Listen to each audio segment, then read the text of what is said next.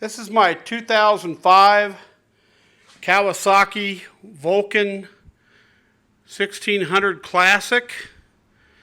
And what I'm doing today is I'm going to replace the factory, what I call pissant horn, with a new loud air horn. So this is the factory horn as it comes. And this is what it sounds like. I'll get the camera a little bit closer there. I don't think you could even hear that. I know when I have my helmet on, I can barely even hear my own horn.